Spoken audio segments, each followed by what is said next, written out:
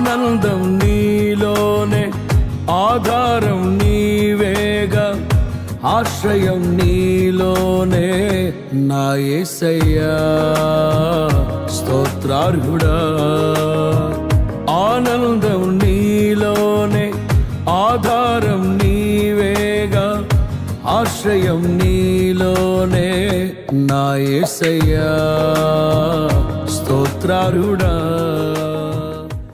మంచిది. మన రక్షకుడైన యేసుక్రీస్తు నామములో మన ప్రవచన టీవీ చూస్తున్న ప్రియ విశ్వాసులందరికీ ప్రభు పేరిట వందనాలండి. అందరికి వందనాలు.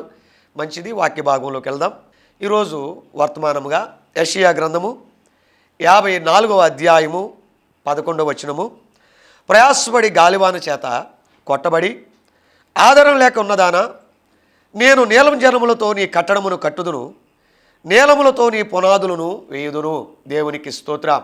ప్రయాసపడి గాలివాన చేత కొట్టబడుతున్నదానా, నీకు ఆదరణ లేక నువ్వు బాధపడుతున్నావని దేవుని వాక్యము సెలవిస్తుంది. ఈరోజు అంశము నిన్ను ఆదరించే దేవుడు. ప్రేమైన దేవుని బిడ్డలారా, ఈ వాక్యం వింటున్న మనము ఆత్మ సంబంధమైన విషయముగా గ్రహించుకుందాం. మన జీవితాల్లో ప్రతిరోజు మనకు ఒక ప్రయాస అనే పోరాటం ఉంది. ప్రతి దానిలో మనం ప్రయాసపడుతూ ఉంటాం.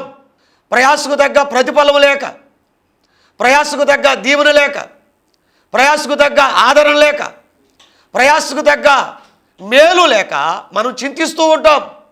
కానీ దేవుడు చెప్తున్నాడు, ప్రయాసపడి గాలివాన చేత కొట్టబడుతున్నదానా, నీకు ఆదరణ లేక అలాడిపోతూ ఉన్నావు. నేను నిన్ను కట్టగలిగిన వ్యక్తిని, నేను నిన్ను నిర్మించగలిగిన వ్యక్తిని, నేను నీకు ఆదరణ ఇచ్చి మరలా నిలబెట్టి మరలా నీకు మంచి పునాది వేయగలిగిన వ్యక్తినని ప్రభు సెలవిస్తున్నాడు. ఈరోజు ఈ వాక్యం ద్వారా మనం గ్రహించవలసింది ఏంటంటే, నా ప్రభు నన్నున్నాడు, నా ప్రయాస తప్పక దేవుడు గుర్తిస్తున్నాడు, నా ఇరుకులన్నీ నా దేవుడే తొలగిస్తాడు, నా ఇబ్బందులన్నీ నా దేవుడే తొలగిస్తాడు, నాకున్న ఆటంకాలు, నాకున్న ప్రతికూల పరిస్థితులన్నీ నా ప్రభు విడిపించి తప్పించి నాకు ఒక గొప్ప ఆదరణ ఇచ్చి మరలా నీలం జలముతో నన్ను కట్టగలిగిన వాడున్నాడు, నిర్మించగలిగిన వాడున్నాడు. ఆయన యందే నేను విశ్వాసము కలిగి, ఆయన యందే నేను పట్టుదల కలిగి, ఆయన యందే నేను గురి కలిగి ముందుకు వెళతానని మనం గురి పెట్టుకుని నడవాలండి. చాలామంది జీవితాల్లో చాలా ప్రయాసపడుతున్నామండి. అయా చెరువులు చాలా ప్రయాసపడి వేస్తున్నానండి, కానీ ఆదరణ కలిగిన జీవితము, ఆదరణ కలిగిన ఆశీర్వాదం లేదని ఒక వ్యక్తి చెప్తుంటే ఆయనకి నేను అదే పనిగా చూస్తున్నాను. అయ్యో, ఈ వ్యక్తి చాలా మెడిసిన్ వాడుతున్నాడు, పలు రకాల వ్యవసాయం సంబంధించినవన్నీ చేస్తున్నాడు, కానీ ప్రతి సంవత్సరం ఈయన ప్రయాసే మిగులుతుంది తప్ప లాభడి లేదు, ఆశీర్వాదం లేదు, మేలు లేదు, దీవులు లేదు. ప్రతి సంవత్సరము ఇలా దిగాలుగా ఉంటున్నాడు అనుకుని నేను చాలా బాధపడినప్పుడు ఒక మాట చెప్పా. అయ్యా సహోదరుడా, రాజేషా, నువ్వు దేవుని నమ్ము, నీ ప్రయాసంతా ఆయన తొలగించి నీకు గొప్ప ఆదరణ ఇవ్వగలిగిన వాడు. నువ్వు ఎంతైతే ప్రయాసపడుతున్నావో, ఎంతైతే కష్టపడుతున్నావో, ఎంతైతే రోధిస్తున్నావో దానికి తగ్గ ప్రతిఫలం దేవుడిస్తాడు. ఈ సంవత్సరం నువ్వు దేవుని మీద ఆనుకుని విత్తనమై, అలనాడు ఇస్సాకుకి విత్తనం వేసినప్పుడు 30 దంతులు, 60 దంతులు, 100 దంతుల ఫలము ఎలా ఇచ్చాడో దేవుడు అలా ఇవ్వగలుగుతాడు. నీ ప్రయాస గుర్తించే దేవుడు ఉన్నాడు. నువ్వు చింతపడొద్దు, మదన పడొద్దు, వేదన పడొద్దు, దిగులు పడొద్దు, కుమిలిపోవద్దు. దేవుడు నిత్యముగా నీ కష్టానికి, నీ ప్రయాసకి దేవుడు ప్రతిఫలం ఇస్తాడని చెప్పినప్పుడు ఆ వ్యక్తి అంటనే విశ్వసించి, నిజమేనయ్యా దేవుడు కార్యం చేస్తాడా అంటే కార్యం తప్పగా చేస్తాడు. నీ పట్ల నిలబడతాడో, నీ పట్ల కార్యం చేయకపోతే అప్పుడు అడుగు.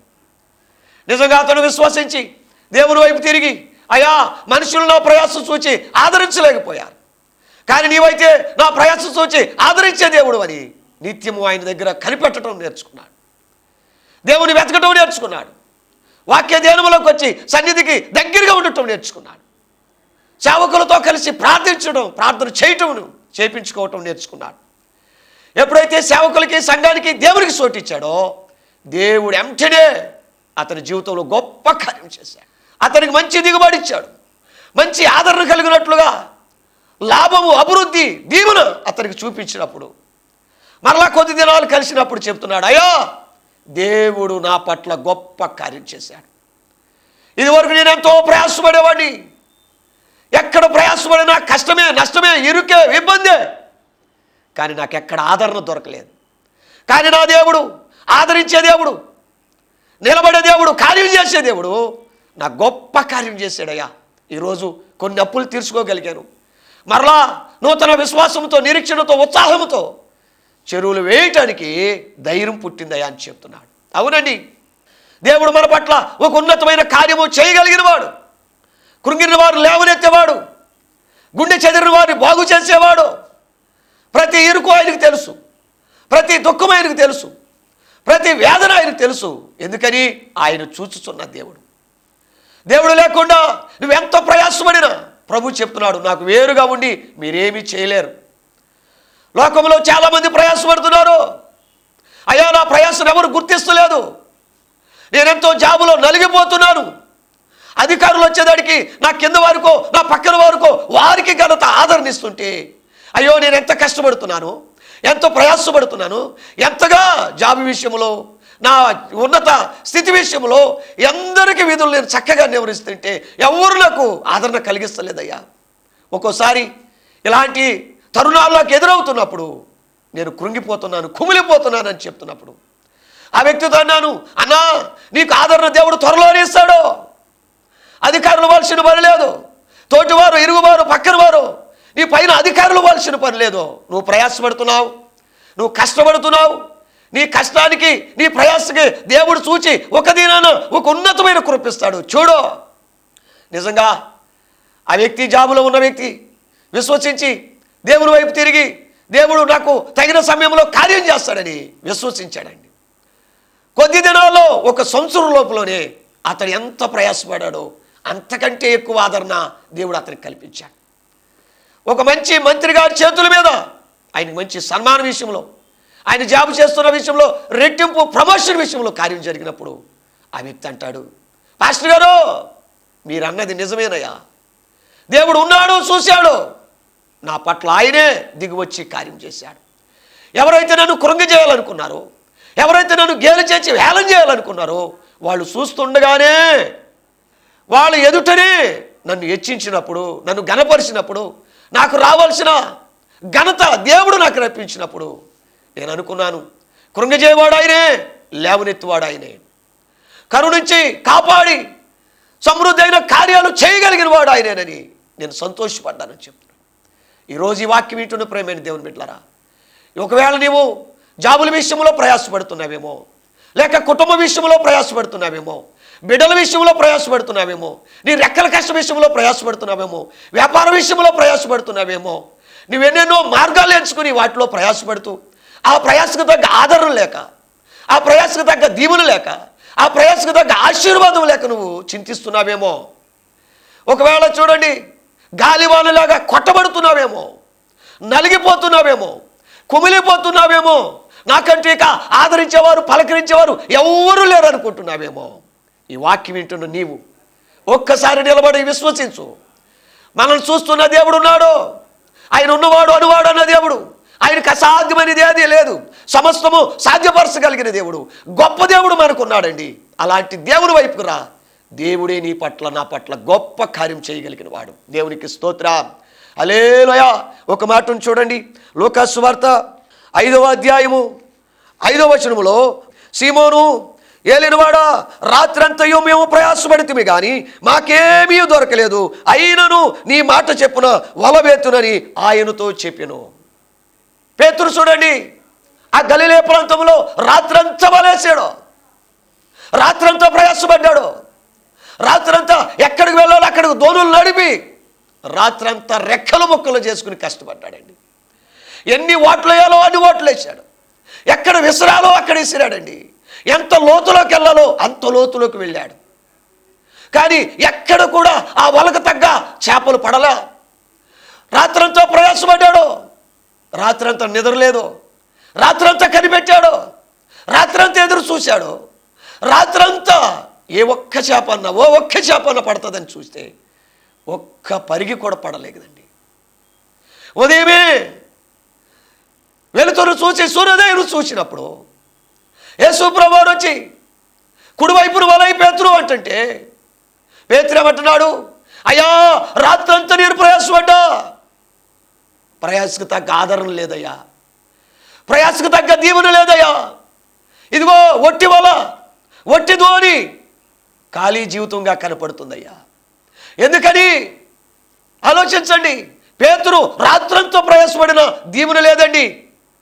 ఈరోజు ఎన్ని దినాలు బట్టి నువ్వు ప్రయాసపడుతున్నావో, ఎన్ని దినాలు బట్టి నువ్వు మదన పడుతున్నావో, ఎన్ని దినాలు బట్టి దీవెన కొరకు, ఆశీర్వాదం కొరకు, మేలు కొరకు నువ్వు ఎదురు చూస్తున్నావో నాకైతే తెలియదు. కానీ పేతురు రాత్రంతా ప్రయాసపడ్డాడు, రాత్రంతా వెతికాడు. ఏ ఒక్క శాప పడక, ప్రయాసానికి తగ్గ, కష్టానికి తగ్గ ప్రతిఫలం లేకపోయేదానికి నిరుత్సాహముగా నీరు గారిన వాడుగా కూర్చునుంటే యేసు ప్రభువారు పేతురు దగ్గరికి వచ్చి, పేతురు ఇప్పుడు వరకు నీ దోణులు నాకు ఇచ్చావు కదా, ఇదిగో నువ్వు దేవునిలో నిలబడి కుడివైపుగా అయ్యి. పేతురు అంటాడు, అయ్యా రాత్రంతా నేను ప్రయాసపడ్డాను, కానీ అయినను నీ మాట చెప్పున నేను వల వేస్తానని చెప్పా. చూడండి, దేవుడు లేకుండా రాత్రంతా ప్రయాసపడ్డాడు. పేతురికి ఎక్కడ వలలో చేపలు పడలేదు. రాత్రులు పడే చేపలు పగలు పేతురు దేవుని మాట విని వేయగానే విస్తారమైన చేపలు పట్టాడండి. దోణులు నిండిపోయే చేపలు పట్టాడు. పేతురు విస్మయం పొందాడు. రాత్రులు పడవలసిన చేపలు ఇప్పుడు ఈ పగలు పడ్డాయేంటి? ఇది గొప్ప వింతగా ఉందే, ఆశ్చర్యంగా ఉందే. అవునండి, ఆయన చేసే కార్యాలు కంటికి కనపడవు, చెవికి ఆశ్రయించవు. నీవైనా నేనైనా దేవుడు లేకుండా మన సొంత జ్ఞానముతో, సొంత ఆలోచనలతో, సొంత తలంపులతో, ఏవేవో దారులతో, ఏవేవో ప్రయత్నాలతో ప్రయాసపడినా మనకు ఆదరణ దొరకదు. ఆదరణ ఇవ్వగలిగిన వాడు దేవుడే, మనుషులు కాదు, ధనము కాదు, లోకము కాదు, లోక సంబంధమైన మూలపాఠాలు కాదు మనకు ఆదరించేవి. అవి ఎన్నడూ ఆదరణ ఇవ్వవు. ఆదరణ ఇచ్చేది దేవుడు ఒక్కడే. పేతురు నష్టాన్ని దేవుడు చూచాడు, పేతురు ప్రయాసను దేవుడు చూచాడు. అందుకే పేతురుతో కుడివైపునయ్యి అంటున్నాడు. పేతురు దేవుడి మాట విన్నాడు కాబట్టి ప్రయాసకు తగ్గ ఆదరణ లేకపోయినా దేవుని మాట బట్టి ఆదరించబడ్డాడు. ఆశీర్వాదాన్ని చూశాడు, మేలును చూశాడు, సమృద్ధిని చూశాడు. చూడండి, హృదయానందమైన సంతోషాన్ని చూశాడు. ఈరోజు ఈ వాక్యం వింటున్న ప్రేమైన దేవుని బిడ్డలారా, ఈరోజు ఇప్పుడు వరకు దేవుని మాట వినకుండా నీ సొంత ప్రయత్నాలతో వెళ్ళి ప్రయాసపడి కష్టము నష్టము ఇరుకు చూసావేమో. ఇప్పుడైనా నువ్వు దేవుని మాట విను. దేవుని మాట వినేవారిని, నా మాట శ్రద్ధగా వినేవారిని సమస్త జనుల కంటే హెచ్చిస్తానన్నాడు. ఆయన తలగా ఉంచే దేవుడు, తోకగా ఉంచేవాడు కాదు. హెచ్చించే దేవుడు, నిలబెట్టే దేవుడు, పోషించే దేవుడు, కార్యాలు జరిగించే దేవుడు, అద్భుతాలు చేయగలిగిన దేవుడు. అలాంటి గొప్ప దేవుని కలిగి ఉన్న మనము దేవుని మాట వినేవారంగా ఉందాం, దేవునికి లోబడే వారంగా ఉన్నాం, దేవుని దగ్గర తగ్గించుకునే వారంగా ఉందాం. ఎందుకంటే పేతురు దేవుని మాట విన్నాడు కాబట్టి కార్యాలు చూశాడు.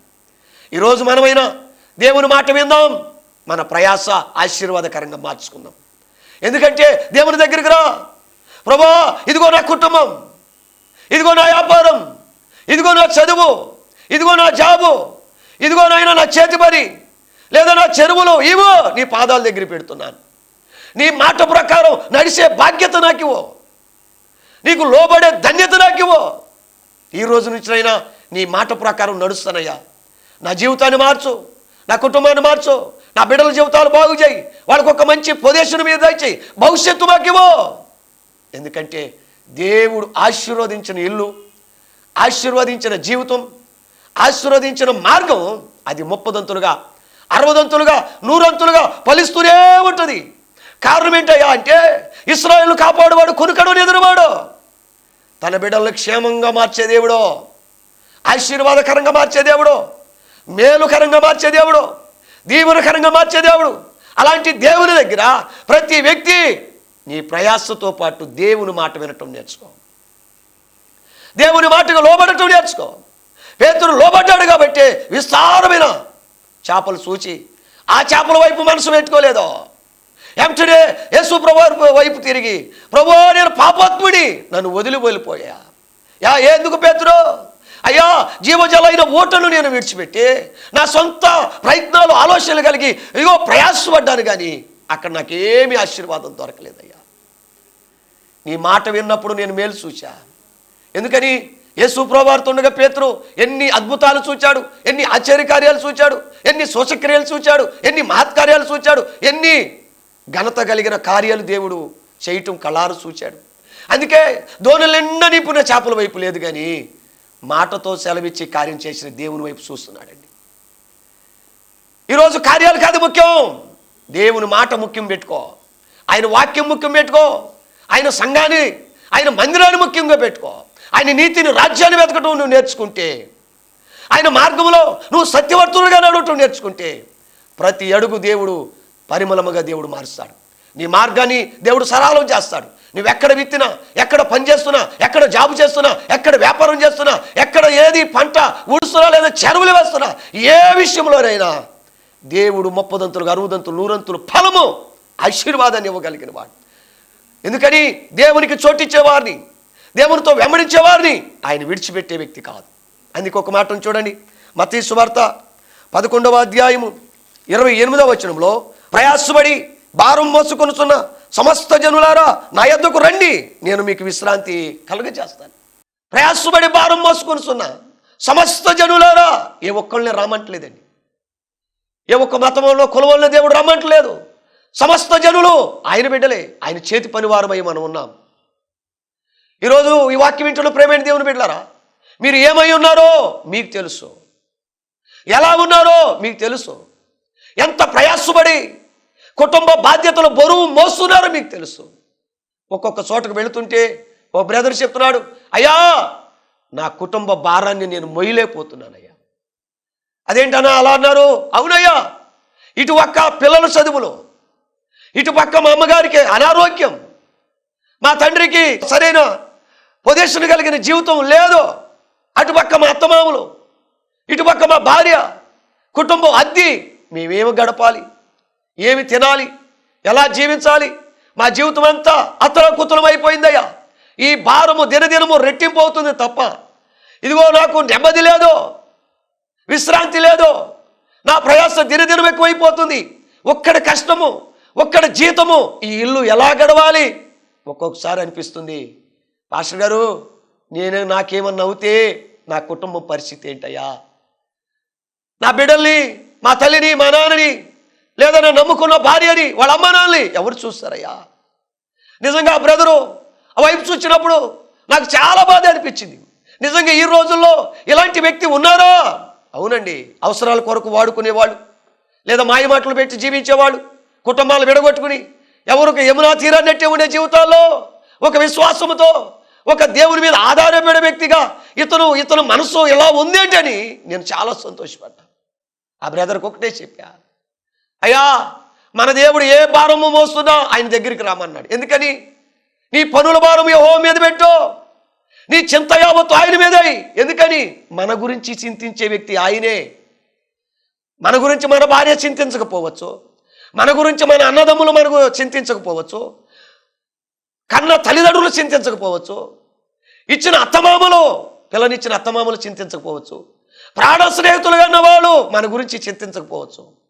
కానీ మనం తల్లి గర్భంలో నుంచి పిండముగా ఏర్పరిచి మన మరణయంతో పరిహారుకోవాడు కూడా ముదిమి వచ్చే వరకు సంకరెత్తుకుని ముద్దాడే దేవుడు మాత్రము మన గురించి చింతించేవాడు, మన గురించి దిగులు పడే వ్యక్తి, మన గురించి కన్నీరు కార్చే వ్యక్తి, మన గురించి నిస్వార్థముగా ప్రేమించే వ్యక్తి ఎవరైనా ఉన్నారంటే యేసు ప్రభువారు. ఇప్పుడు నువ్వు ప్రయాసపడుతున్నావు, దినదినము నీ భారం రెట్టింపు అవుతుంది. ఒక్కసారి నువ్వు ఆలోచించు, ప్రభు దగ్గరికి రా. మరి ఏం చేయనయ్యా? ఏమి చేయక్కర్లా. ప్రభువా నా ఒక్కడి సంపాదన నా కుటుంబం అంతటికి దీవెనగా మారాలంటే ఎట్లా? మోయలేని భారము మోయలేకపోతున్నా, తట్టుకోలేకపోతున్నా, సహించలేకపోతున్నా, భరించలేకపోతున్నా. ఒక్కొక్కసారి నిద్ర పట్టని జీవితం అయ్యా అని ప్రభు దగ్గర పెనుగులాడు. ప్రభు ఏదో ఒక ద్వారం, ఏదో ఒక మార్గం, ఏదో ఒక కార్యం నీ పట్ల చేస్తాడు. దేవునికి అసాధ్యమైనది ఏదీ లేదు. నీకు ఇరుకులో విశాలత కలగజేసే దేవుడు ఉన్నాడని చెప్తే, ఆ బ్రదరు రోజు డ్యూటీకి వెళ్ళి వచ్చేసి ఎంటనే డ్రెస్అప్ అయిపోయి కాస్త భోజనం చేసి ఏకాంత ప్రార్థన చేయటం నేర్చుకున్నాడంట. ఏకాంతముగా దేవునితో మాట్లాడటం, తన బాధ, తన ఇరుకు, తన ఇబ్బంది, తన వేదన, తన సమస్య, తన దుఃఖము, తనలో ఉన్న వేదనంతా దేవుని దగ్గర చెప్పడం మొదలుపెట్టాడు. ప్రభు గొప్పవాడు కదండి. అడుగుడు మీకు ఇవ్వబడును, వెదుకుడు మీకు దొరుకును, తట్టుడు మీకు తీయబడు అన్న దేవుడు అతడు అడుగుతున్న ప్రతి మాటకు, చెప్పుతున్న ప్రతి మాటకు జవాబిస్తున్న విధంగా అతని భారాన్ని ఒక్కొక్కటి దేవుడు విన్నాడు. దేవుడు గొప్ప కార్యం చేశాడు. దేవుని స్తోత్రం, హల్లెలూయా. కొద్ది దినాల తర్వాత తన జీవితంలో గొప్ప కార్యం జరిగింది. వాళ్ళ భార్య విషయంలో దేవుడు గొప్ప కార్యం చేశాడు. ఆ భార్యకి మంచి జాబు రావటము, ఆవిడ విషయంలో దేవుడు ద్వారం తెరవటము, ఈయన విషయంలో దేవుడు ద్వారం తెరవటము, వాళ్ళ తల్లికి తండ్రికి దేవుడు మంచి ఆరోగ్యం విషయంలో అతను అంటున్నాడు, అయ్యా నిజమే, మన దేవుడు చూచుచున్న దేవుడు. మీరు అన్నది నిజమే పాస్టర్ గారు. నా భారం దేవుని మీద వేయమన్నావు, నా చింత దేవుని మీద వేయన్నావు.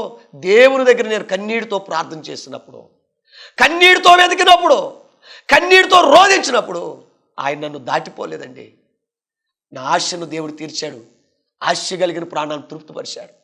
ఈరోజు నా భార్యకి ఒక మంచి జాబు రావటానికి కృప చూపాడయ్యా. నిజంగా దేవుడు చూడండి, ఆవిడ చదువుకుంది ఇంటర్మీడియటే, ఒక అంగన్వాడీలో టీచర్గా ఉండే కృపను దేవుడు ఇచ్చాడు. ఈయనకి ఒక ఎలిమెంటరీ స్కూల్లో ఒక గవర్నమెంట్ జాబ్ వచ్చే కృప ఇచ్చాడు. ఇప్పుడు వాళ్ళ విషయంలో దేవుడు ద్వారం తెరిచాడు. వాళ్ళు భారాన్ని ప్రయాసపడి మోసుకున్న దాన్ని దేవుని దగ్గరికి వస్తే అది సులువుగా దేవుడు మార్చాడు. ఆయన దేవుడు మార్గాలు సరళం చేశాడు, విశ్రాంతి కలుగజేశాడు. ఇప్పుడు ఆయన చెప్తున్నాడు, ప్రతి విషయంలో నేను కార్యం చూస్తున్నాను. ఇప్పుడు నాకు ధైర్యం పెరిగింది. ఏం ధైర్యం పెరిగింది? నా దేవుని దగ్గర నా దుఃఖం ఏదైనా, నా భారం ఏదైనా, నా చింత ఏదైనా ఆయన దగ్గర మొరపెడితే నాకు దేవుడు ద్వారము తెరుస్తాడు. ఇక ఆయన మనుషుల మీద ఆధారపడటం మానివేశాడు, మనుషులు నమ్మటం మానివేశాడు. ఎందుకని?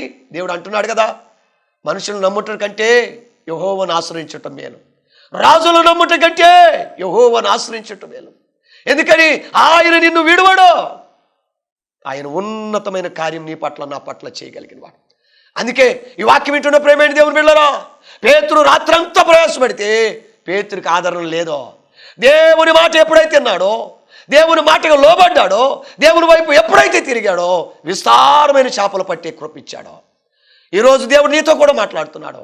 ప్రయాసపడి భారం మోసుకుంటున్నా ఓ తల్లి, ఓ తండ్రి, ఓ తమ్ముడా, ఓ చెల్లి, ఓ అక్క, నా ప్రేమైన విశ్వాసులారా, ఎవరైనా సరే నా యొద్దకు రమ్మని ప్రభు చెప్తున్నాడు. మనకి విశ్రాంతి కలగజేసేది ఆయనే, మనకి నెమ్మది కలగజేసేది ఆయనే, మనకి ఇరుకులో విశాలత కలగజేయవాడు ఆయనే, ఆదరణించగలిగిన వాడు, మరలా నిలబెట్టి కట్టగలిగిన వాడు, పోషించగలిగిన వాడు, సమృద్ధైన కార్యాలు చేయగలిగిన వాడు. అలాంటి గొప్ప దేవుని కలిగి ఉన్నాం మనం. అందుకే మనం ఎంత ప్రయాసంలో ఉన్నా, ఎంత భారములో ఉన్నా కృంగిపోవద్దు.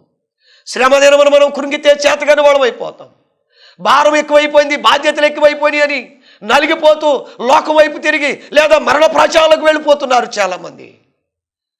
మనం అలా కృంగిపోతే చేతగాని వాళ్ళం అయిపోతాం. మరణ పాచాలకు వెళ్ళటానికి కాదు దేవుడు మనల్ని పిలిచిందే, మన ఇరుకును తొలగించడానికే, మనల్ని నిలబెట్టి జిగటగల దొంగ ఊపు నుండి బయటికి తీసుకొచ్చి అద్భుతమైన కార్యాలు, ఆశ్చర్య కార్యాలు, మేలుకరమైన కార్యాలు మనకు చేసి మీ ప్రయాసకు తగ్గ ఆదరణ నేను ఇవ్వగలిగిన వాడునని నిలబెట్టేవాడు. ఎందుకని? మనల్ని దేవుడు ఎందుకు నిలబెట్టేది? నా బిడ్డల ద్వారా నేను అద్భుతాలు చేయాలనుకుంటున్నా, మన ప్రార్థనల ద్వారా గొప్ప మేలులు చూడాలి, సాక్ష్యం చెప్పాలని దేవుడు మన కొరకు ఎదురు చూస్తున్నాడు. అందుకే మనం ఎక్కడున్నా, ఎంత ప్రయాసపడుతున్నా, ఎంత భారం మోస్తున్నా దేవుని దగ్గరికి వద్దాం. ఆయన మనల్ని ఆదరించే దేవుడని గుర్తుపెట్టుకుందాం. ఆయనే మనల్ని కట్టగలిగిన దేవుడని గుర్తుపెట్టుకుందాం. ఆయనే మనల్ని సరిచేయగలిగిన దేవుడని గుర్తుపెట్టుకుందాం. ఎందుకంటే ఆయన మనల్ని విడువడు, ఎడబాయడండి. ఒకవేళ నీ ప్రయాసలో, నీ భారములో తల్లిదండ్రులు విడిచిపెట్టేయవచ్చు, అన్నదమ్ములు విడిచిపెట్టేయవచ్చు, అక్కాచెల్లెలు విడిచిపెట్టవచ్చు, ప్రాణ స్నేహితులైన వాళ్ళు విడిచిపెట్టవచ్చు. ఎందుకంటే లోకం అండి. ఉంటానంటారు, ఇస్తానంటారు, చేస్తానంటారు. వాళ్ళు అన్నవాళ్ళు ఒక్కరోజుతో వెళ్ళిపోతారు, ఒక్కరోజుతో వెళ్ళిపోతారు. ఆ సమయానికి ఫోన్ కూడా ఎత్తరు, చుచ్చాపులు పెట్టేస్తారు. నా జీవితంలో ఒక సంఘటన జరిగిందండి, మీకు చెప్తున్నాను. కోటాల విషయంలో ఓసారి అబ్రహం గారు మాకు డేట్ ఇచ్చారు. చివరి రోజు ఏప్రిల్ 19వ తారీఖు ఆయన రావాలి. ఓ బ్రదర్ అన్నాడు, పాస్టర్ గారు ఈ సంవత్సరము మరి అందరూ ఓసన్న వాళ్ళు వస్తున్నారంటగా. అవునన్నా, అందరూ ఓసన్న సేవకులు వస్తున్నారు, మంచి భారంతో వాక్యం చెప్పగలిగిన దైవజనులు అని ఆయనకు చెప్తున్నాను. ఆయన అంటున్నాడు, అబ్రమయ్య గారికి ఎంత కానికైతే అంత నేను ఇస్తాను అయ్యారు, ఇంకెవరిని అడగొద్దు, మీరు ఎక్కడికి డొనేషన్కి వెళ్ళరంట కదా, మరి మేము చూస్తాంలే అని అన్నాడు. నిజంగా నాకు ధైర్యం వచ్చి, అయ్యా నా ప్రయాసకు నువ్వు ఆదరించేవాడుగా నిలబడ్డావు, ఎంత గొప్ప మనస్సు తమ్ముడు అని ఆయన్ని సంతోషపడి ఆయన కొరకు ప్రార్థన చేసి, సరే కోటాలు రానే వచ్చినాయి. 16వ తారీఖు జరిగింది, 17వ తారీఖు జరిగింది, 18వ తారీఖు జరిగింది, 19వ తారీఖు వచ్చింది. ఆ పగలు ఆయనకి చాలా చెప్పు ఫోన్ చేశా, ఎంత ఫోన్ చేసినా స్విచ్ ఆఫే. ఇదేంటి ఫోన్ స్విచ్ ఆఫ్ చేసాడేంటి, అయ్యో ఆ తమ్ముడు అలా చేయలే అని గబగబ బండి వేసుకుని ఇంకొక పరిచర్య చేసే కుర్రోడు ఉంటే ఆ కుర్రోడిని ఎక్కించుకుని వెళ్ళానండి. వెళ్ళినప్పుడు అతడి ఇంట్లో నుండి పిలుస్తుంటే ఎప్పుడుకో బయటకు వచ్చి, ఏంటి అయ్యారు అని అంటున్నాడు. అయ్యా ఇవాళ చివరి రోజు, అబ్రమయ్య గారు వచ్చే రోజు, మరి నువ్వు కానుకిస్తానన్నావు కదా, మరి ఆ కానుక తీసుకుంటే మరి ఆయన సిద్ధపరచాలి కదా, నువ్వు సిద్ధపడ్డావా అని అంటే ఆయన ఏమన్నాడు తెలుసా, అయ్యారు ఏదో అన్నాము, అప్పుడు ఏదో మనుషులు ఉన్నారు కాబట్టి మా దగ్గర ఎక్కడున్నాయండి, అంత మా దగ్గర ఎక్కడుంటే ఎంత ఇవ్వగలుగుతాం అని, నా దగ్గర ఏమి లేవండి, మీరే ఎవరు నన్ను అడగండి అన్నాడు. ఎంటనే నా గుండెలు చెదిరిపోయి, భయం వచ్చేసింది, దిగులు వచ్చేసింది, కన్నీరు వేదనతో కారిపోతుంది. అయ్యో ఇదేంటి, ఇతను నమ్మాను, ఇతను చాలా నమ్మకస్తుడే, చాలా ప్రేమించే వ్యక్తే, చాలా ఆదరించే వ్యక్తే కదా అని అనుకుని ఇతను నమ్మితే ఎంత పని చేశాడు అన్నాను. ఎంటనే దేవుని సన్నిధికి వెళ్ళిపోయాను. 1 గంట అయిందండి. 1 గంట నుంచి 4 వరకు దేవుని పులిపీఠం దగ్గర ప్రార్థన చేస్తూనే ఉన్నాను. అయ్యా ఆ వ్యక్తిని నమ్మాను, ఆ వ్యక్తిని విశ్వసించాను, అతడు ఆదరిస్తాడు అనుకున్నాను, సేవకునికి ప్రత్యేకంగా కానికిస్తానన్నాడు, అతని గురించి నమ్మి నేను మోసపోయానయ్యా, ఏం చేయాలయ్యా అని ఏడుస్తూ ప్రార్థన చేస్తున్నాను. నిజంగా దయగలిగిన దేవుడు, తల్లి విడిచినా తండ్రి విడిచినా స్నేహితులు ఎవరు విడిచిపెట్టినా వీడు ఎడబాయిన దేవుడు 4:30 ప్రార్థన అయిన తర్వాత 5ంటికి మరి కూరగాయలన్నీ తీసుకురావాలి, మరి ఇక జనరేటర్ వారు ఆయిల్ ఇయ్యని అడుగుతున్నారు. సరే ఆ పనిలో ఉండి ఏం చేయాలి దేవుడే చూసుకుంటాడులే అని ముందుకు వెళ్ళానండి. ఒక వ్యక్తి వచ్చి, అయ్యారో అబ్రమయ్య గారికి ఎవరైనా కానికిచ్చారా లేక మీరు సిద్ధపరిచారా అన్నాడు. నేనేం మాట్లాడకుండా నుంచున్నానండి. ఆయన అన్నాడు, అయ్యా నాకెందుకో మీరు మదన పడుతున్నారు అనిపిస్తుంది, ఈరోజు అయ్యగారికి ఇచ్చే కానుక నేనే ఇస్తానన్నారండి. దేవుని స్తోత్రం. అప్పుడు వెంటనే మరలా సన్నిధిలోకి వెళ్ళి ఏడుస్తూ ఉన్నాను. ఓ తీర్మానం చేసుకున్నాను, అయ్యా ఇంకెప్పుడైనా సరే ఎవరు నేను నమ్మను, విశ్వసించను, నీవే నా ప్రయాసను గుర్తించేది, నీవే నా దిగులైన చింతైన వేదనైన గుర్తించేది, నా కార్యాలు చేసేది నీవే, నీ మీదే నేను ఆనుకుంటాను. ఎందుకని ఆయన దగ్గర ప్రార్థించే వారిని దేవుడే మాత్రమో తోసివేడు. ఆయన అడుగు వాటికంటే ఊహించు వాటికంటే అత్యధికమైన కృప ఇవ్వగలిగిన వాడు. నువ్వు ఈరోజు ఈ వాక్యం వింటున్నావు, నువ్వు ఏ ప్రయాసంతో ఉన్నావో, ఏ దిగులుతో ఉన్నావో, ఏ భారమంతో ఉన్నావో నాకైతే తెలియదు, కానీ నిన్ను ఆదరించే దేవుడు యేసు ప్రభువు వారు ఉన్నాడని గుర్తుపెట్టుకో, నిన్ను చూస్తున్నాడని గుర్తుపెట్టుకో. ఈరోజు దేవుని దగ్గర తిరిగి, అయ్యా నా భారం ఇది, నా చింత ఇది, నా ప్రయాస ఇదని నువ్వు ప్రార్థన చేసి చూడు, దేవుడు గొప్ప కార్యం చేయగలిగిన వాడు. దేవునికి స్తోత్రం. ప్రార్థిస్తావా? లోబడదాం, చిన్న ప్రార్థన చేద్దాం. మహిమ కలిగిన తండ్రి నీకు వందనాలు, స్తోత్రాలు తండ్రి. అయ్యా ఈరోజు ప్రయాసపడే బిడ్డల్ని నేను నిన్ను ఆదరిస్తానని నీ వాక్యం చేత మమ్మల్ని ఆదరిస్తున్నందుకు వందనాలు. ఈ వాక్యం వింటున్న ప్రతి ఒక్క బిడ్డలు మీరు తాకండి, బలపరచండి అయ్యా. ఎవరు ఎంత భారంతో ఉన్నారో, ఎంత ప్రయాసతో ఉన్నారో, ఎంత దుఃఖంతో ఉన్నారో నాకైతే తెలియదు, కానీ మీరు సమస్తం చూస్తున్న దేవుడు కాబట్టి ప్రతి ఒక్క బిడ్డలతో మాట్లాడాలని ఈరోజు ఈ వాక్యం ద్వారా ముందుకు వచ్చింది దేవా. పరిశుద్ధాత్మ తండ్రి ప్రతి ఒక్క బిడ్డలు తాకి వారి ప్రయాసను గుర్తించి, వారి భారాలు గుర్తించి నాయన మంచి ఆదరణ మీరు దయచేయండి, మంచి కార్యాలు బిడ్డల పట్ల జరిగించండి, నూతన కార్యాలు అద్భుతాలు మీరు జరిగించి మీ నామాన్ని మయం తెచ్చుకోమని ఈరోజు నాయన ఈ పరిచర్యకి ముందుకు వచ్చిన స్పాన్సరు అయ్యా అదిగో బుజ్జన్నను మీ చేతులకి అప్పచెప్తున్నాం. నా బాల్య స్నేహితులయ్యా ఈ పరిచర్య ముందుకు వెళ్ళాలని ముందుకు వచ్చారు, వారిని వారి కుటుంబాన్ని మీరు దీవించి ఆశీర్వదించమని యేసు నామములో అడిగి పెట్టుకున్నాము తండ్రి, ఆమేన్. అమ్మ మీ అందరికీ ప్రభు పేరట వందనాలు. మరి మీరు కూడా ఈ వాక్యం చేత ఆదరించబడుతున్నారు కాబట్టి మీరు కూడా ఒక ప్రోగ్రాన్ని మరి సిద్ధపడి సేవకులను ఆదరించవలసిందిగా ప్రభు పేరట మనం చేస్తున్నాం. మీ అందరికీ వందనాలండి.